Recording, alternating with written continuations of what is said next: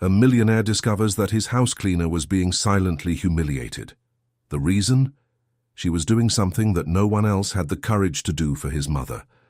While everyone else ignored her, she transformed pain into care and true presence. What he sees next changes everything and reveals a truth impossible to ignore. If this beautiful story of overcoming and love interests you, don't forget to subscribe to our channel and tell us which city you are watching from. Continuing.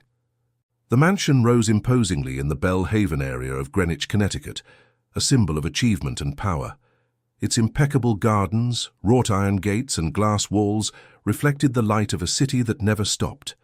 Inside, marble gleamed under crystal chandeliers, and every room seemed designed to impress. But there was something in that constant silence that made the environment heavy, almost suffocating. It was as if the house breathed, but without true life, as if everything there was merely a stage set. Julian Sterling was 42 years old and carried on his shoulders the weight of an empire built with sweat, strategy, and an almost brutal determination. The only son of a woman who had always been strong, decisive, and visionary, he had learned early on that weakness was not an option. Mrs. Eleanor had been a prestigious headmistress for decades, known for her firm stance and the genuine affection with which she treated every student. Retired for nearly 10 years, she still held that spark in her eyes when she spoke about education, about how she believed teaching was about transforming lives. But that spark, little by little, began to fade. The diagnosis came like a silent blow: Alzheimer's. The word echoed in the doctor's office like an inevitable sentence. Julian, accustomed to solving problems with checks and phone calls, felt for the first time a helplessness that no amount of money could buy. He hired the best specialists, invested in experimental treatments, and renovated an entire floor of the mansion to transform it into a therapeutic environment. Trained nurses, doctors on call, state-of-the-art equipment. Everything was there, functioning like a perfect machine, and yet his mother continued to drift away. In recent months, Julian had spent more time away than at home. Meetings in other cities, international negotiations, conferences that demanded his presence. He told himself he was working for her, that every contract signed was a way to ensure she had the best. But deep down, he knew he was also running away, running from seeing the strong woman who raised him turn into someone who no longer recognized him, running from the pain that came with every vacant look, every repeated question, every moment she called him by another name. When the plane touched down at JFK on that Thursday afternoon, Julian was exhausted. The trip to Tokyo had been longer than expected, and the negotiations, though successful, had drained all his energy. He called the housekeeper, Mrs. Gable, letting her know he would arrive earlier than planned. He didn't want any fuss, just a hot shower and silence. Mrs. Gable confirmed with her usual efficiency, but there was something different in her voice, an almost imperceptible hesitation, as if she were holding something back. The driver dropped him off in front of the main gate. Julian waved off help with his suitcase and entered through the side door, the one that led straight to the back garden. It was his preferred path when he wanted to avoid the formality of the main entrance. As he crossed the slate walkway, he heard something unusual: music. Not the classical music that usually played softly through the built-in speakers, but something different, a gentle, almost childlike melody coming from somewhere in the garden. He followed the sound, intrigued. Rounding the corner of a tall hedge, he stopped. The scene before him was so unexpected that he needed a few seconds to process what he was seeing. Mrs. Eleanor was sitting in a wooden chair, a blue apron tied around her waist, her hands stained with colorful paint. In front of her was an improvised canvas resting on a simple easel. She held a thick brush and, with slow, uncoordinated movements, spread vibrant colors across the white fabric. Red, yellow, green. There was no defined shape, just the gesture. But there was something more. There was a light smile on her face, a serenity Julian hadn't seen in months. Beside her, kneeling on the ground, organizing paint pots and carefully cleaning brushes, was a young woman. She wore simple clothes, jeans and a white t-shirt, and had her hair tied back in an uncomplicated ponytail. Julian recognized her vaguely. Maya. The employee hired a few weeks ago to clean the west wing of the house. He remembered signing her hiring authorization without paying much attention, trusting Mrs. Gable's choice. Maya was talking to Mrs. Eleanor in a low voice, encouraging every brushstroke, praising the chosen colors. There was no rush in her gestures, no impatience. She seemed genuinely interested in what the elderly woman was doing, as if it were the most important thing in the world at that moment. Every now and then, Mrs. Eleanor would stop, look at the canvas with a confused expression, and Maya would gently hold her hand, guiding the brush back into motion. Julian felt a wave of contradictory emotions: surprise, suspicion, a slight discomfort. This wasn't in the protocol. It wasn't part of the schedule established by the doctors. Who had authorized this activity? Where was the nurse responsible for the afternoon shift? And why was a cleaning lady taking on a role that didn't belong to her? He approached, his steps firm on the grass. Maya noticed his presence first and looked up, not with alarm but with respectful courtesy. Mrs. Eleanor continued painting, oblivious to her son's arrival. Julian stopped a few feet away, crossing his arms over his chest. "Maya," he said, his voice controlled but with unmistakable authority, "can you explain to me what is happening here?" Maya stood up slowly, wiping her hands on a cloth tucked into her waist. "Good afternoon, Mr. Sterling. Mrs. Eleanor was a bit agitated after lunch. I thought an outdoor activity might calm her down." "And who authorized this activity?" Julian asked, keeping his tone neutral but firm. "Where is Nurse Sarah?" "She was called away for a family emergency, sir. She left the mistress in my care for a few hours. I've cared for someone with this same condition before, and I learned that small stimuli can help. I didn't want to bother anyone. I just tried to do what I thought was best." Julian looked at his mother. She remained absorbed in the painting, the brush trembling slightly between her stained fingers. He felt a tightness in his chest. How long had it been since he had seen her so peaceful? At the same time, the corporate logic inside him screamed an alert. This was outside the standard, out of control, and control was what kept everything running. "I appreciate your initiative, Maya, but this is not your responsibility. We have qualified professionals to care for my mother. Your role here is different. Please, return to your normal duties. I'll take it from here." Maya hesitated for a moment, her gaze shifting from Julian to Mrs. Eleanor. There was something in her eyes he couldn't decipher. It wasn't fear, nor submission. It was a silent certainty, as if she knew something he didn't yet understand. But she nodded, packed up the materials in silence and walked away, casting one last gentle glance at the elderly woman before disappearing through the side door. Julian approached his mother and placed a hand on her shoulder. "Mom, it's me, I'm back." Mrs. Eleanor stopped painting and looked up. Her eyes, still brown and bright, met his. There was a flash of recognition, brief as a lightning strike, followed by the familiar fog of confusion. "Did you come to get the notebook?" she asked, her voice fragile. "The students are waiting." Julian swallowed hard. "No, Mom, there are no classes today. Let's go inside, okay? You must be tired."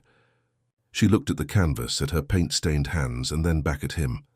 "I was painting. Someone taught me. A very kind young lady. Do you know her?" "I know her, Mom." He helped his mother up, holding her arm carefully. "Let's go inside. You need to rest." As they walked slowly toward the house, Julian glanced back. The canvas remained on the easel, the fresh colors still gleaming under the afternoon sun. There was no form, no technique, but there was something there.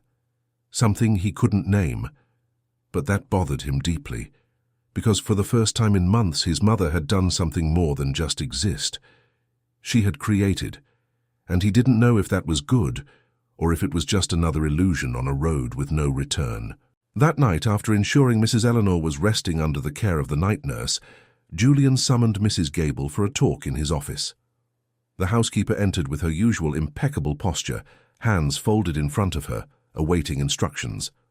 "Mrs. Gable, I need to understand what is going on in this house. I found my mother in the garden painting under the supervision of a cleaning lady. This is not acceptable." Mrs. Gable sighed, as if she had been expecting this conversation. "Mr. Sterling, I understand your concern, but I need to be honest. Maya has been doing wonders with Mrs. Eleanor. Since she started dedicating a few hours to your mother, we've noticed significant changes. She sleeps better, eats with more appetite, and has moments of lucidity we haven't seen in weeks. Julian leaned back in his leather chair, massaging his temples.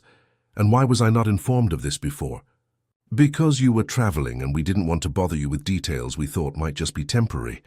But they aren't, sir. The change is real. He remained silent for a long moment, processing the information. Part of him wanted to question it, to set boundaries, to regain control. But another part, small and scared, wondered if he really knew what was best. If all those months of expensive treatments and rigid protocols had actually made any difference. I will observe, Mrs. Gable, but if I see any sign that this isn't working, we will go back to the established protocol. Do we understand each other? Perfectly, sir. Mrs. Gable withdrew, leaving Julian alone with his thoughts. He turned on his computer, tried to focus on the financial reports waiting for his analysis. But the image of his mother painting, with that serene smile on her face, kept coming back. And with it, the memory of the girl with the calm eyes who had created that moment.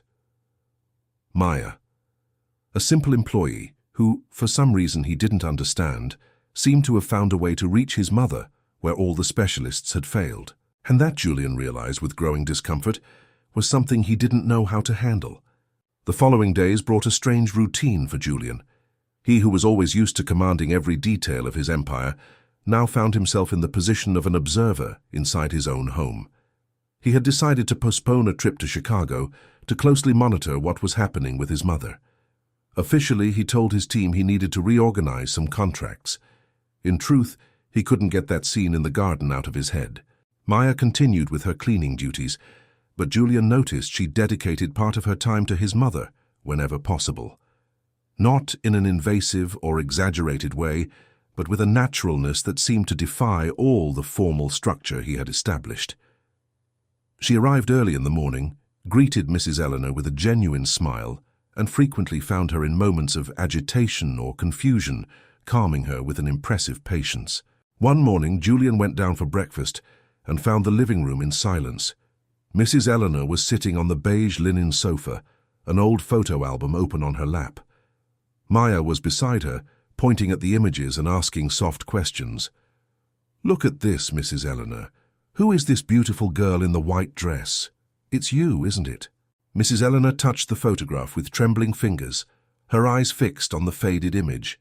"First communion. My mother made the dress with her own hands. It took weeks." Maya smiled, encouraging her.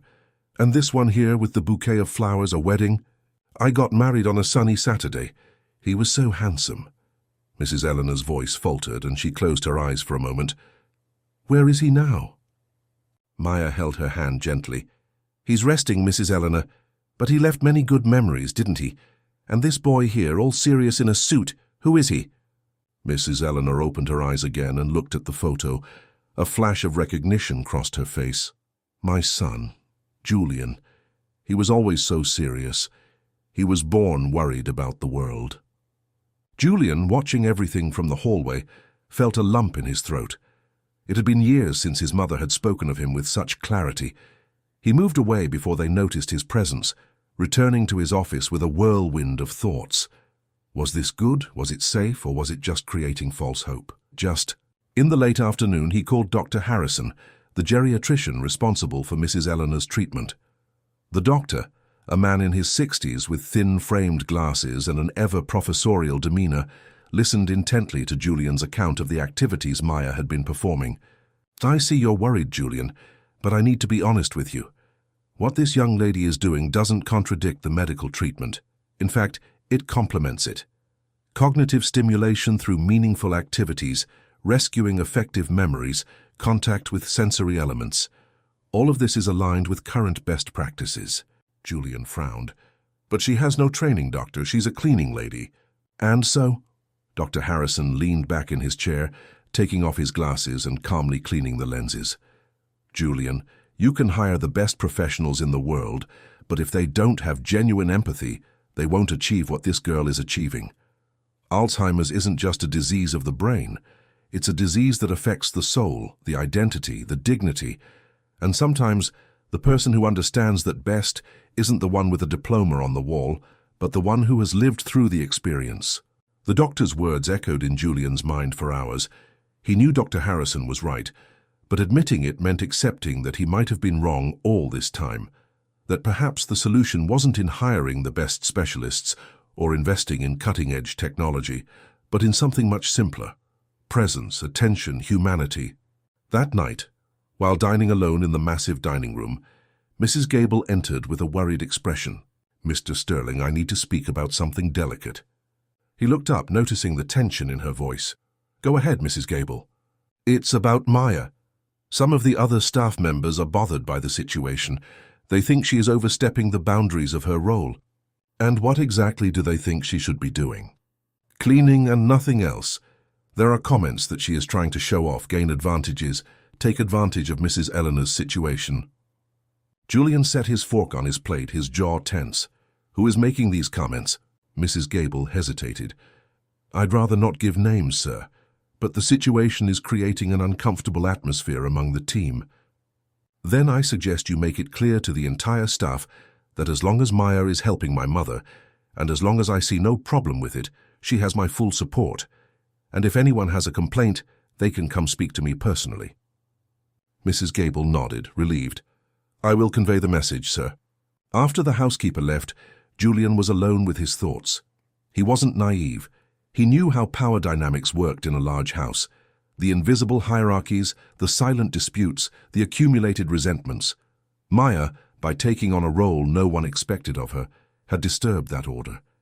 And now she was paying the price. In the following days, Julian began to pay more attention. He observed how Maya was treated by the other employees, the conversations that died when she entered the kitchen, the looks of disapproval when she spent time with Mrs. Eleanor, the way some deliberately ignored her greetings. It was a subtle but devastating cruelty. One afternoon, passing the hallway that led to the laundry room, Julian heard voices. He recognized Rose, the cook, and Linda, one of the nurses. "She thinks she knows more than us after all our studies. Just because the old lady smiles at her, she thinks she's special." Rose's voice was dripping with disdain. "Let her be, Rose. Sooner or later, Mr. Sterling will realize this leads nowhere. It's just a matter of time," Linda replied with a tone of false understanding. Julian felt anger rising. Old lady. They had called his mother an old lady, as if Mrs. Eleanor were just an object, a burden to be carried. He was about to step in and confront them when he heard another voice. It was Maya. "You can think whatever you want of me, I don't care. But Mrs. Eleanor deserves respect. She was a brilliant educator. She touched the lives of hundreds of children. She raised a son alone after she lost her husband. She isn't just a patient. She is a person. And as long as I can do something to make her feel dignified, I will do it, with or without your approval." There was an awkward silence, followed by the sound of footsteps moving away. Julian waited a few moments before appearing in the hallway, acting as if he hadn't heard anything. Maya passed him, her eyes red, but her head held high. She greeted him with a quick nod and moved on. That night, Julian couldn't sleep. He tossed and turned in bed, thinking about everything he had witnessed in the last few days. He thought about his mother, who was slowly becoming a stranger to him. He thought about Maya, who faced daily humiliations but remained firm in her purpose. And he thought about himself, about how he had distanced himself from what really mattered. The next day he made a decision. He woke up early, dressed in casual clothes, and went down to the garden. He found Maya preparing paints and brushes for another painting session with Mrs. Eleanor. "Maya, can I talk to you?" She turned, surprised. "Of course, Mr. Sterling." He took a deep breath.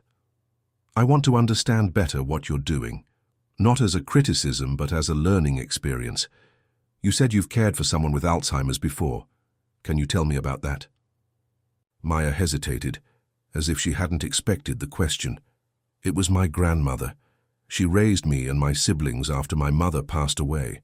When I was 19, we started noticing she was forgetting simple things, names, dates, where she kept things. At first, we thought it was just age, but it got worse. We didn't have money for expensive treatments, so we learned the best we could. I stopped studying to take care of her." "And what did you learn?" "I learned that the disease can steal memory, but it doesn't steal feeling. My grandmother didn't remember my name, but she remembered I was someone important to her. And I learned that small moments matter, a song she used to sing, a recipe she used to make, a story she liked to hear. Those things brought her back, even if just for moments. Julian felt a tightness in his chest. "And your grandmother, is she okay?" Maya lowered her eyes. "She passed away 2 years ago, but until the last day I made sure she knew she was loved, that her life had meaning." "I'm sorry for your loss," he said sincerely, "and thank you for taking care of my mother with such affection." Maya looked up, surprised by the gratitude. "It's a privilege, Mr. Sterling. Mrs. Eleanor is a special woman." At that moment, Mrs. Eleanor appeared at the garden door, guided by a nurse. Seeing Maya, her face lit up. "You came. I knew you would come."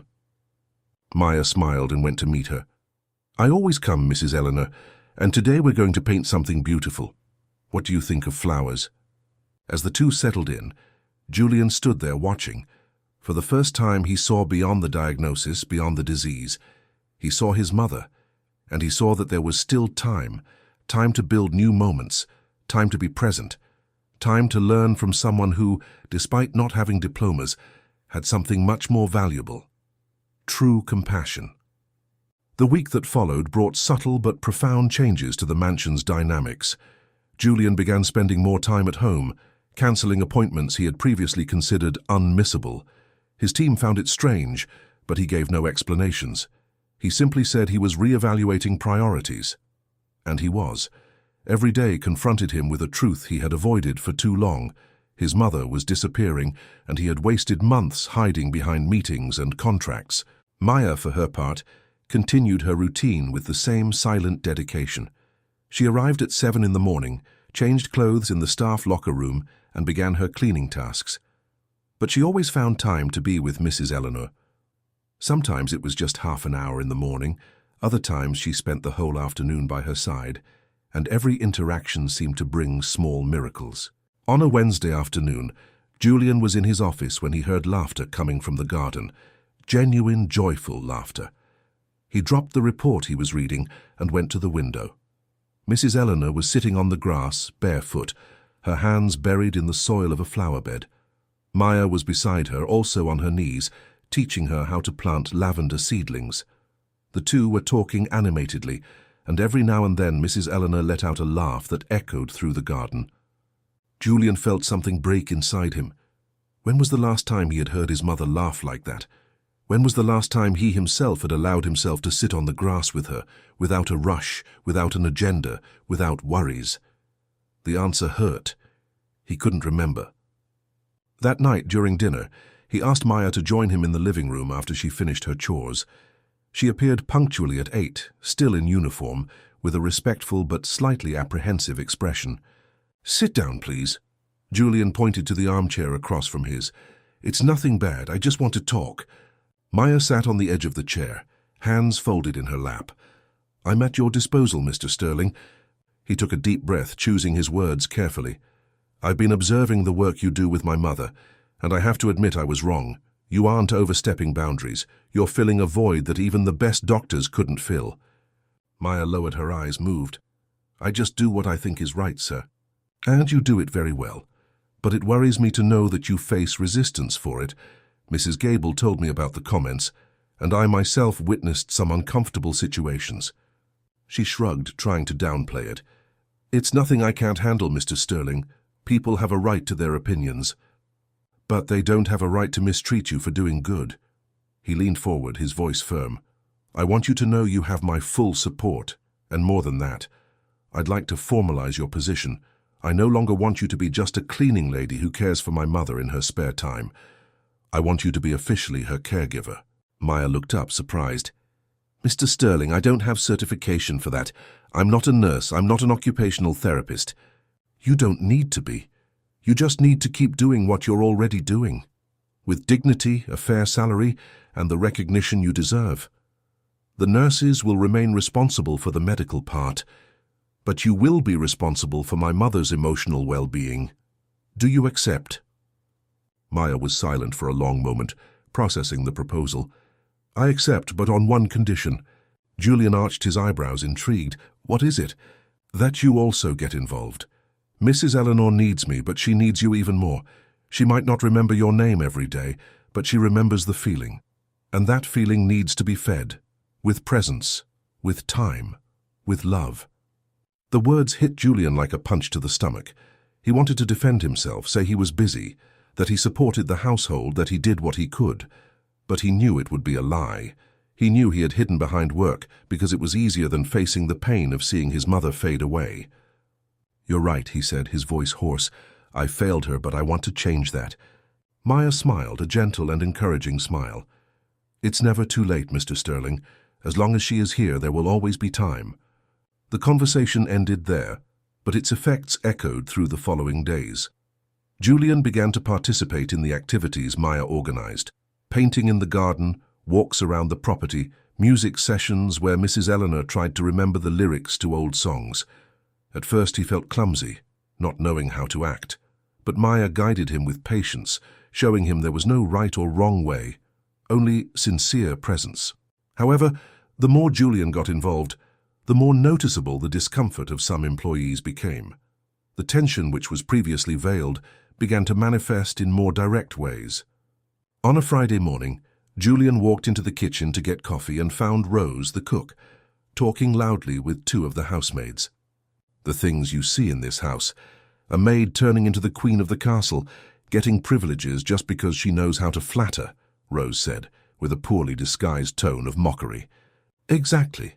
And some people still think it's beautiful, as if planting little flowers and painting pictures is going to solve anything," one of the maids added, shaking her head. Julian stopped at the entrance, observing the scene. The women hadn't noticed his presence yet. He could have let it pass, pretended he hadn't heard, but something inside him refused to keep ignoring it. "Good morning," he said, loud enough to interrupt the conversation. The three turned, turning pale when they saw him. "Mr. Sterling, we didn't know you were there," Rose stammered. "Evidently." I entered the kitchen, pouring myself coffee with slow and deliberate movements. "But since I am here, I'll take the opportunity to clarify a few things. Maya isn't the queen of anything. She is a competent professional doing exceptional work. And if anyone in this house has a problem with that, I suggest they look for another job." The silence that followed was heavy and awkward. Rose tried to justify herself, but Julian interrupted her with a wave of his hand. "I don't want to hear excuses. I want respect. My mother deserves respect. And anyone who dedicates time and care to her deserves it too. If that isn't clear, I can make it even clearer." He left the kitchen without waiting for a reply, coffee still in hand. He knew he had been harsh, perhaps even excessive, but he didn't regret it. For the first time in a long time, he was defending something that truly mattered. That afternoon, Maya sought him out in the office, clearly embarrassed. "Mr. Sterling, I heard about what happened in the kitchen. You didn't need to do that for me." "I didn't do it for you. I did it for myself and for my mother," he replied without taking his eyes off the computer screen. "I'm tired of letting inappropriate behavior slide just to keep the peace. If someone can't work in harmony, they can find another place." Maya was silent for a moment, then approached the desk. "I know you're trying to help, but I don't want to be a reason for discord in the house." "You aren't the reason. The lack of empathy is." He finally looked up, meeting her eyes. "And if someone is going to be uncomfortable in this story, I'd rather it wasn't you." She smiled, grateful but still worried. "I just don't want this to become a burden for you." "Nothing involving my mother's well-being is a burden. It's a responsibility I should have taken on a long time ago." In the following days, the atmosphere in the mansion changed. The malicious comments ceased, replaced by a tense but respectful silence. Some employees resigned, citing personal reasons. Julian didn't try to convince them to stay. He preferred a smaller, committed team over a large one full of resentment. Maya, for her part, flourished in her new role. With Julian's official support, she was able to dedicate herself entirely to Mrs. Eleanor, creating structured but flexible routines adapted to both good and difficult days. And Julian, for the first time, was present. Not just physically, but emotionally. One night, while helping his mother prepare for bed, Mrs. Eleanor held his hand and looked him in the eyes with surprising clarity. "You grew up, my son. You became a good man." Julian felt tears sting, but he didn't hold them back. "I tried, Mum. I didn't always get it right, but I tried." She stroked his face, the maternal gesture piercing through the fog of the disease. "You got it right where it matters. You're here. And for the first time in years, Julian allowed himself to cry in his mother's arms, crying for the lost time, for the wasted opportunities, for the fear that had pushed him away, but also crying with gratitude, because there was still time, because there were still moments, because there was still love, as there was. The months that followed transformed not only the mansion's routine, but the very essence of the place. The walls that once witnessed heavy silences now held the sounds of life. Soft laughter, old music playing on the gramophone Mrs. Eleanor had insisted on rescuing from the attic, quiet conversations in the garden. The house, little by little, began to breathe again. Julian had drastically reduced his workload. He delegated responsibilities he once considered non-transferable, turned down invitations to international events, and set clear boundaries with his team. From 7 in the morning to 7 at night, he was available only for real emergencies. The rest of the time belonged to his mother and to himself. Maya had become an essential part of that new dynamic. She was no longer just an employee. She was a bridge between past and present, between the woman Mrs. Eleanor had been and the person struggling to remain. Through her, Julian had learned that caring wasn't just about medications and therapies. It was about dignity.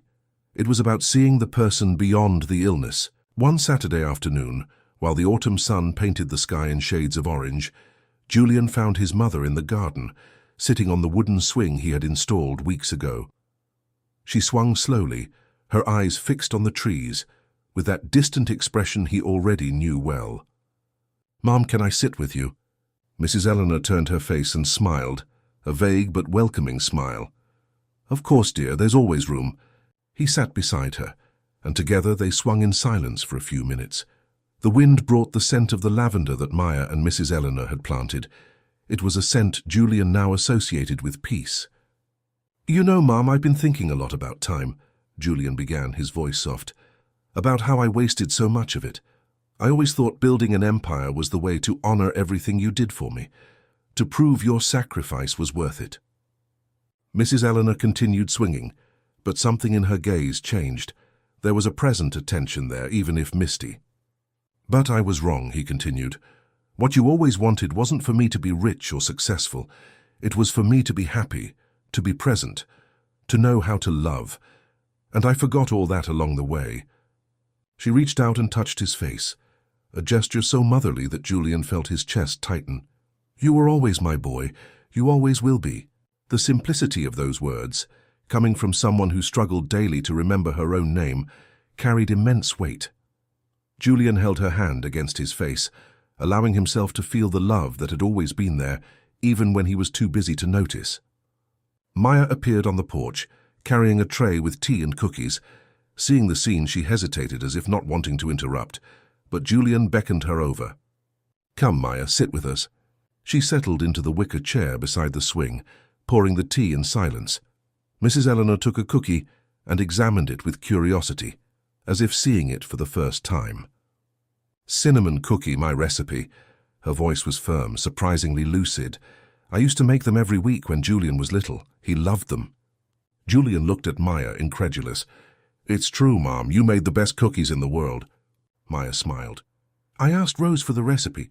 Mrs. Eleanor helped me make them yesterday. Remember, Mrs. Eleanor?" The elderly woman nodded proudly. "I put the cinnamon in. You put in too much sugar, but it turned out good." The three of them laughed. And in that moment, Julian understood something fundamental. The disease could erase names, dates, faces, but it didn't erase the essence. It didn't erase who Mrs. Eleanor was in the depths of her soul. That generous, attentive woman who found joy in simple things. She was still there, she just needed to be seen. In the following weeks, Julian began to write everything down. He created a diary where he recorded his mother's moments of lucidity, the stories she told, the fragments of memory that emerged in casual conversations. Maya suggested he also record her voice, to preserve not just the words but the tone, the inflection, the cadence that was uniquely Mrs. Eleanor's. One night after his mother fell asleep, Julian and Maya sat on the porch sharing coffee.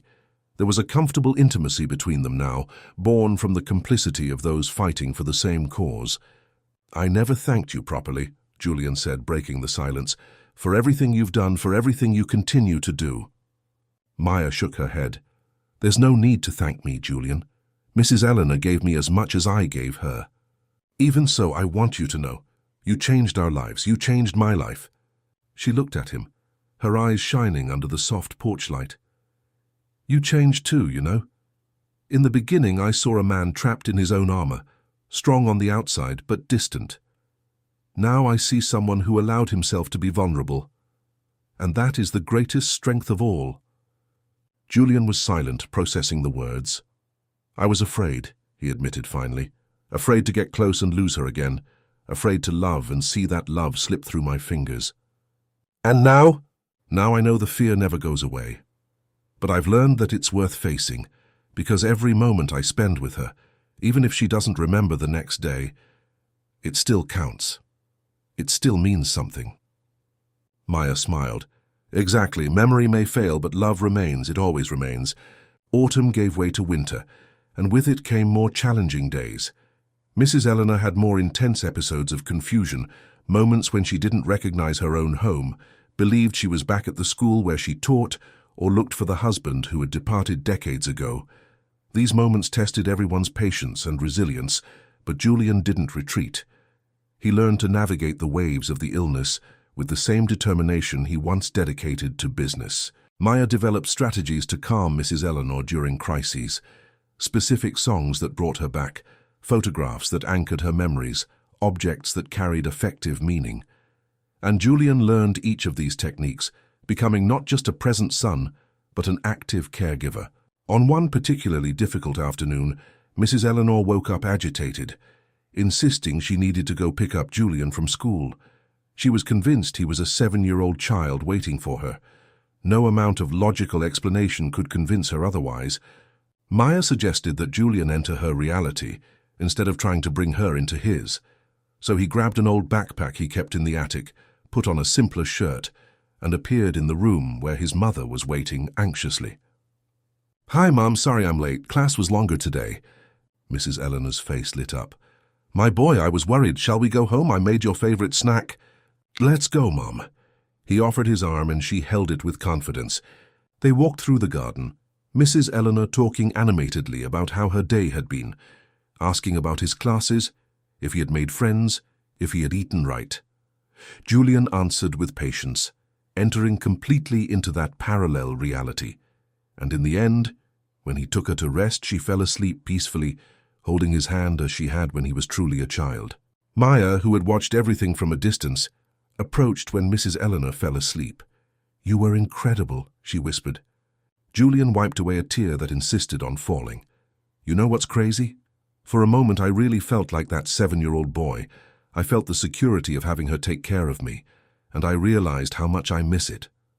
It's normal to miss it, but look at what you're building now, new moments, new memories. They might not be like the old ones, but they are equally valuable." He looked at his mother sleeping, so fragile and yet so strong in her essence. "You're right, every day with her is a gift, and I won't waste another one." That night, while writing in his diary, Julian noted a reflection that would become the foundation of his new philosophy of life. We cannot control time. We cannot stop the disease. We cannot recover what was lost. But we can choose to be present. We can choose to love while there is still time. And that choice, however painful it may be, is the only one that truly matters. Winter brought not only the cold, but also a painful clarity about the reality of the disease. Mrs. Eleanor had increasingly confused days, where she wandered through the house looking for places that no longer existed, for people who had already gone.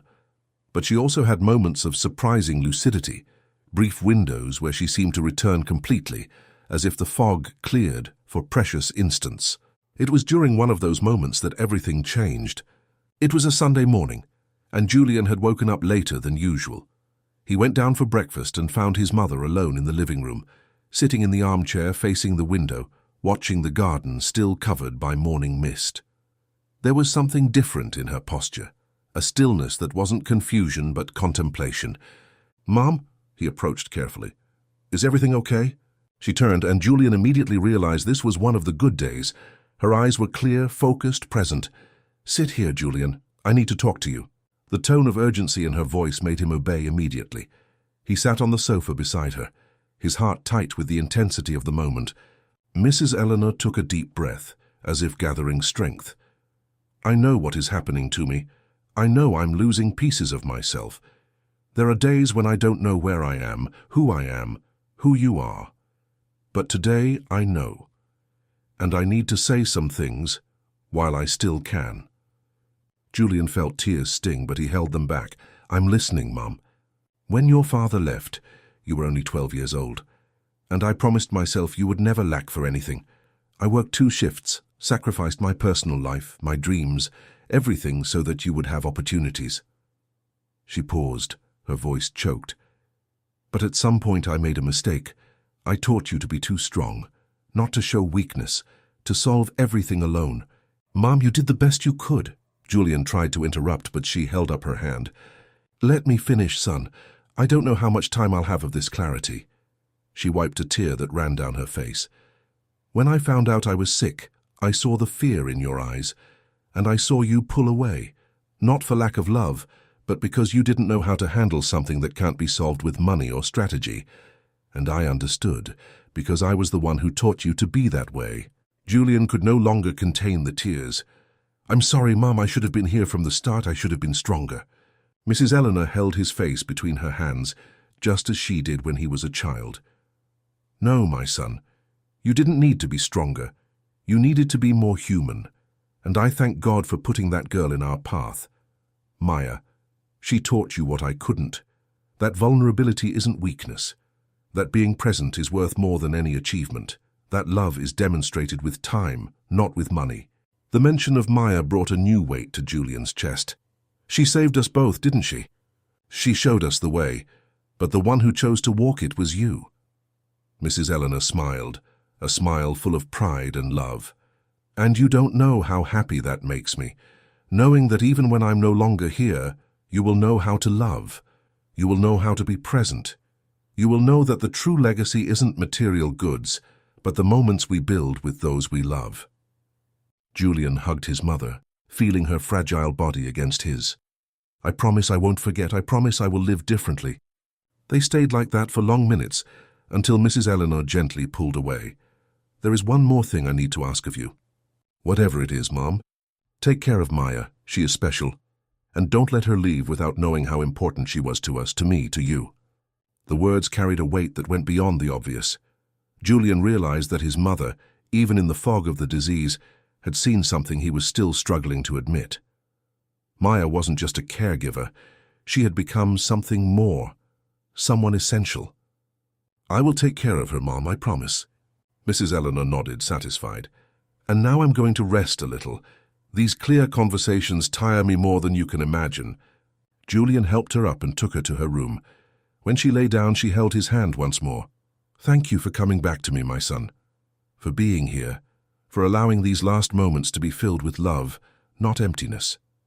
He kissed her forehead, his voice trembling. Thank you for never giving up on me, Mom, even when I gave up on being present. She fell asleep in a few minutes, her face serene. Julian stayed there watching her sleep, knowing that moment of complete lucidity had been a rare and precious gift, and that it might not repeat itself. When he left the room, he found Maya in the hallway, clearly worried. I heard voices. Is everything okay? He nodded, still moved. She had a moment of complete lucidity. We talked, truly. Maya smiled, her eyes misty. What a gift, Julian. These moments are treasures. She spoke of you, Julian said, finally looking directly into her eyes. She told me to take care of you, not to let you leave without knowing how important you've been. Maya lowered her eyes, moved. Mrs. Eleanor was always too generous. It's not generosity, it's the truth. He took a step forward, his voice firm but gentle. You transformed this house, Maya. You transformed my mother, and you transformed me. I don't know what would have become of us without you. She looked up, and for a moment they stood there in the silent hallway, connected by something greater than words could express. It wasn't just gratitude. It was mutual recognition. It was the understanding that they had traveled together on a journey that had changed both of them forever. That afternoon, while Mrs. Eleanor rested, Julian and Maya sat in the garden. For the first time, they talked not about care or routines, but about themselves, about dreams, fears, hopes. Maya told him about how she had stopped studying to care for her grandmother, how she had faced the pain of loss, how she had learned that sometimes love requires sacrifices that seem impossible, but in the end, give meaning to everything. Julian, in turn, opened up about the pressure he always felt to succeed, about how he had built an empire but lost himself in the process, about how the fear of losing his mother had made him pull away exactly when she needed him most. "And you know what's funny?" Julian said, looking at the sky that was beginning to darken. "I spent my whole life thinking I needed to be someone great to honor my mother, but she just wanted me to be present, to be human, to be a son."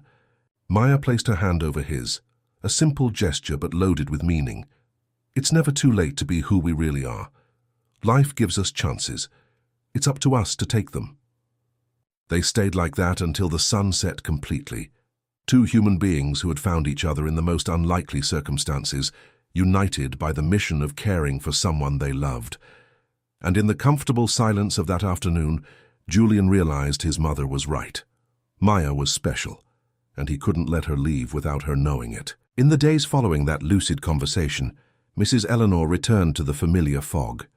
There were difficult moments when she didn't recognize her son, when she became agitated for no apparent reason, when she seemed stuck in another time, another place.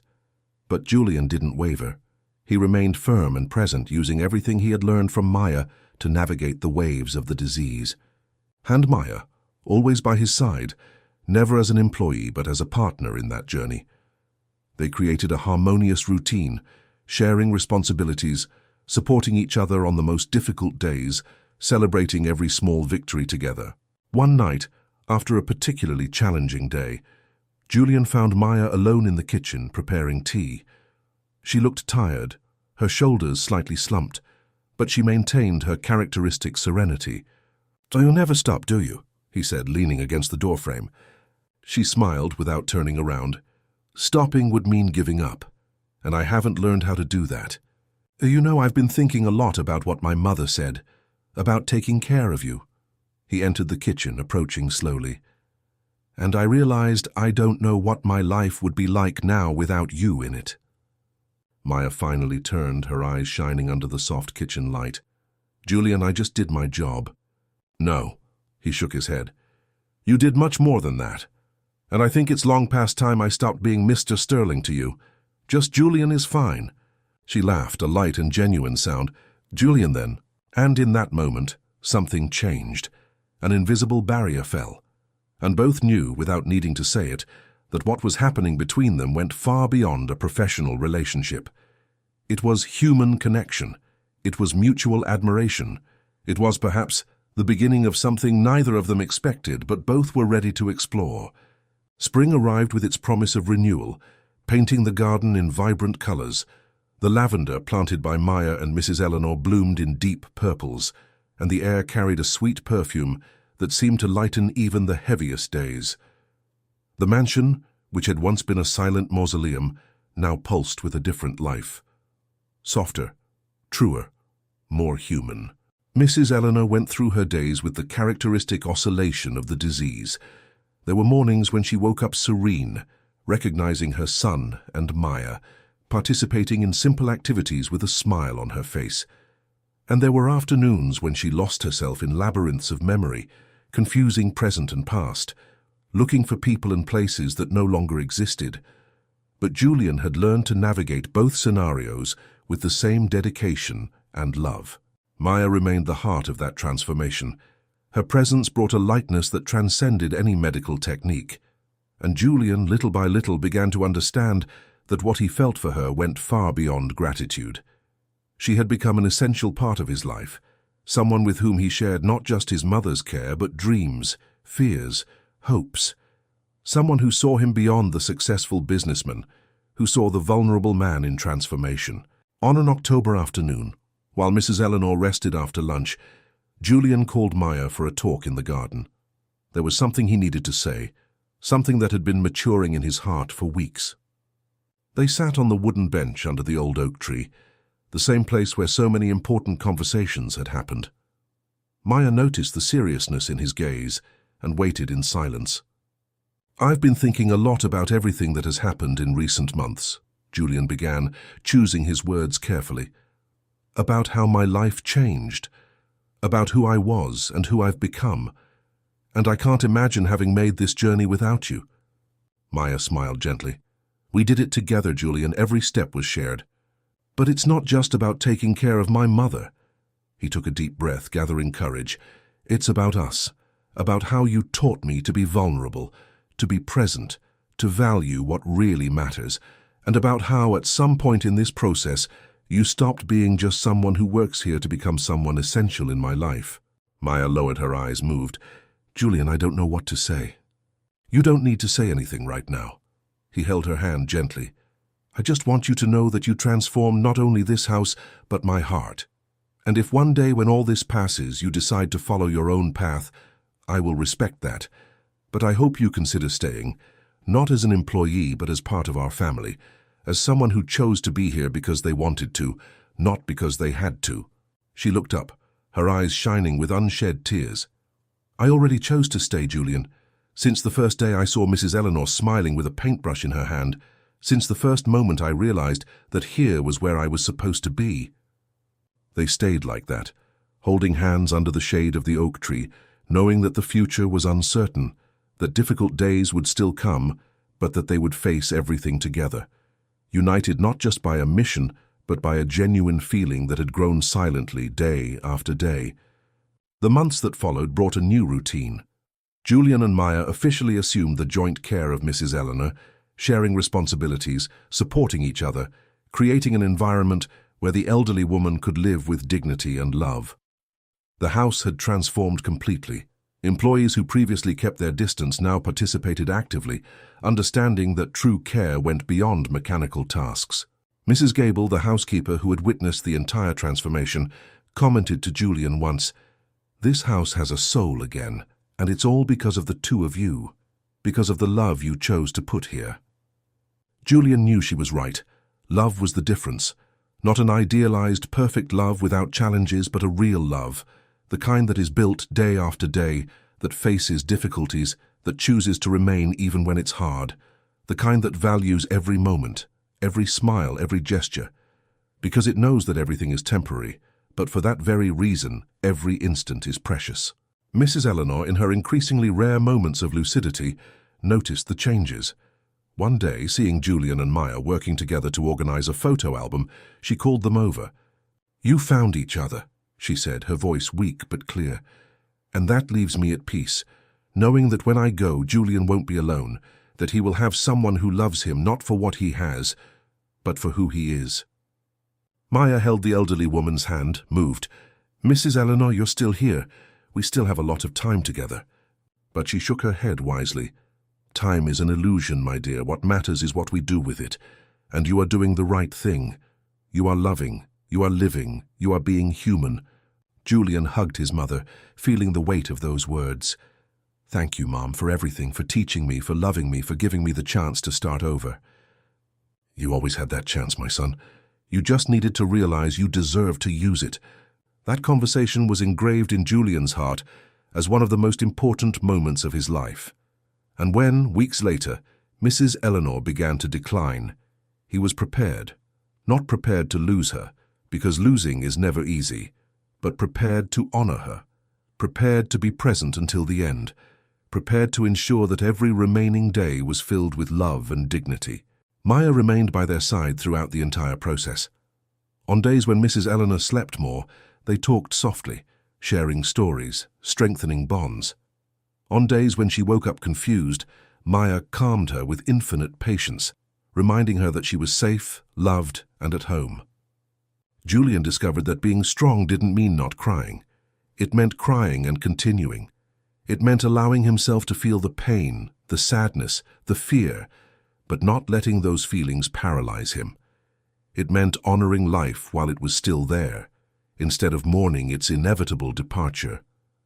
One night, while watching over his mother's sleep, Julian picked up the diary he had started months ago. He flipped through the pages filled with recorded moments, preserved stories, and documented love, and he wrote his last entry. "Today I understood that the true legacy isn't in what we build in the outside world, but in what we cultivate within ourselves.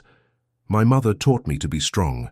Maya taught me to be human, and together they showed me that the greatest achievement in life is learning to truly love, to be present, to value every second, every breath, every shared moment, because in the end, when everything fades, that is what remains.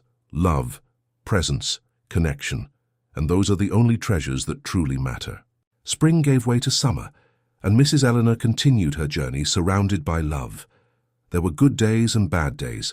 There were precious moments of lucidity and moments of deep confusion. But in all of them, she was surrounded by people who loved her, by a son who had learned to be present, by a caregiver who had become family, by a house that had transformed into a home. Julian looked back and hardly recognized the man he was months ago, that cold, distant businessman who believed money could solve everything, that son who hid behind work because he was afraid to face his mother's fragility, that person who measured success by material achievements without realizing he was losing what really mattered. Now he was different. He had learned that vulnerability was strength, that being present was worth more than any professional achievement, that love was demonstrated with time, not with expensive gifts, that every moment was unique, precious, unrepeatable, and that the greatest honor he could pay his mother wasn't building an empire, but living with humanity. Maya, by his side, was living proof that the right people appear at the right time, not necessarily when we expect them, but when we need them. She had arrived as a simple cleaning lady and had become the architect of a whole family's transformation, not with diplomas or certificates, but with something much more powerful, genuine compassion. And together, Julian and Maya proved that caring isn't just a technical matter. It's a matter of the heart. It's seeing beyond the disease and seeing the person. It's creating dignity where there could be only survival.